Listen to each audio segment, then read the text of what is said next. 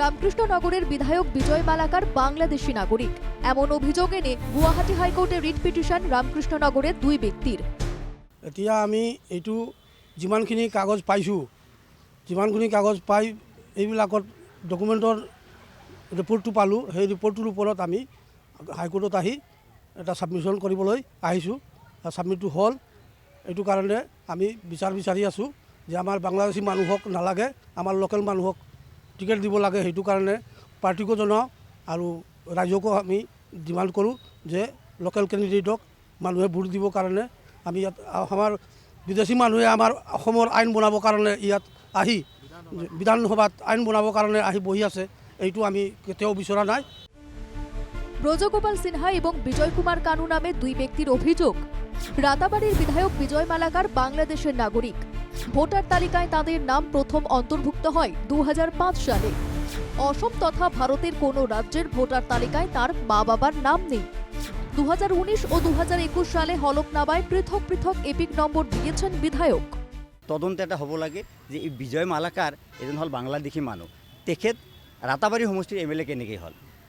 এই বিজয় মালাকাৰ 2005 চনত প্ৰথমে ভোটাৰ লিষ্টত নাম সন্নিৱিষ্ট কৰে। 2005 চনৰ আগত অসম তথা ভাৰতবৰ্ষৰ কোনো এটা ৰাজ্যতে তেওঁলোকৰ পেৰেণ্টছ মাক বাপেক নাইবা তেওঁৰ আংশিক বংশীৰ কাৰো নাম নাই, ভোটাৰ লিষ্টত নাম নাছিল। 2005 চনতে তেওঁৰ নাম আছে, কিন্তু তেখেতৰ লগত তেখেতৰ পৰিয়ালৰ কাৰো নাম নাই।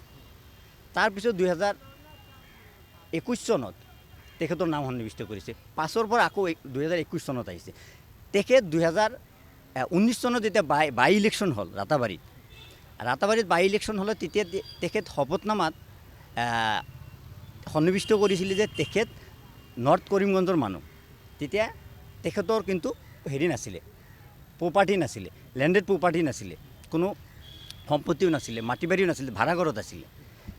তেতিয়া যিটো এটা ইপিক নাম্বাৰ ইউজ কৰিছে, ভোটাৰ ID যিটো ইপিক নাম্বাৰ, সেই ইপিক নাম্বাৰ আৰু যিটো 2021 চনৰ যিটো বিধানসভা সমষ্টিৰ জেনেৰেল ইলেকশ্যন হৈছিলে, BJP দলৰ হৈ যিটো প্ৰতিদ্বন্দ্বিতা কৰি যিটো নমিনেশ্যন পেপাৰ দাখিল কৰিছিলে, তাতে যিটো শপতনামা দিছে, সেই শপতনামাত তেখেতে যিটো ইপিক নাম্বাৰ দিছে কমপ্লিট বেলেগ বেলেগ ইপিক নাম্বাৰ দিছে।